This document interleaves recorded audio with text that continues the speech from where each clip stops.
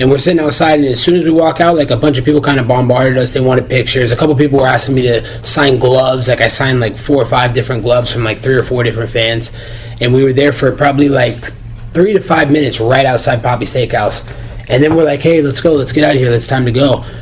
As soon as we're about to walk across the street, I get sideswiped from the side. Like, I get punched in the mouth real quick and kind of get dizzed up. I look up and I see who it is. I can see in his eyes it's Jorge Masvidal. I can see his hair coming out of his hoodie, but he has a face mask on, a surgical face mask. But he's saying, "You shouldn't have fucking talked about my kids. You shouldn't have fucking talked about my kids." So I was easily able to identify, like, that's his voice, that's his eyes, that's his hair. I know exactly who that is. And he took 2 quick punches to me. Like, it happened so fast when we were crossing the street to go to my car, to leave, to go to the next place, that he came from the side and bam, took 2 fast clips at me. And then, like, we're, like, squared up, and I'm, like, getting him off of me because he's with, like, a couple people. And there was, like, one bigger guy that had his fist clenched, and he was going to come at me. But I was able to get away from George, run back in Poppy Steakhouse.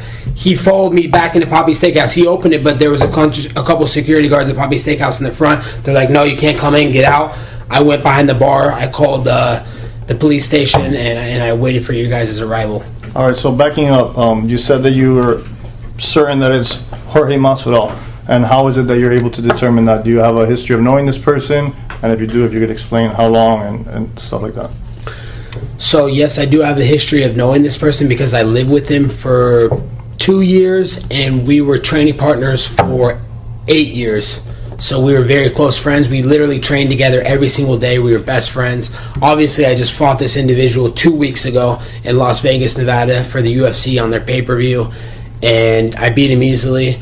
And so I know exactly what he looks like, his eyes, his hair, and so his voice. He's a very familiar person to you, someone you've dealt with numerous times in the past.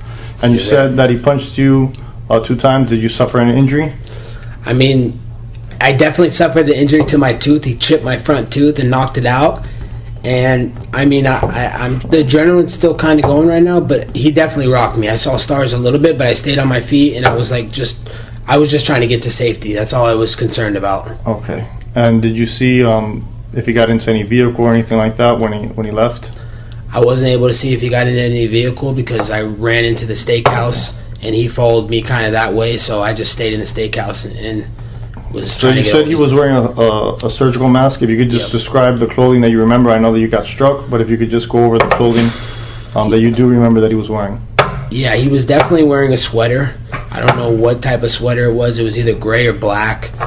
And then he was definitely wearing, like, some sweats. And he had his hoodie on. He had the surgical mask on. And I think he maybe had, like, a hat on. But I could clearly see his eyes, and I could clearly see his long, curly hair, which he always has long, curly hair now. He only braids it when he fights. So I could just automatically tell by his brown eyes, his long, brown, curly hair, and his voice saying, "Yeah, you shouldn't talk about my kids. You shouldn't talk about my kids." All right. Yeah, the thing with the kids was that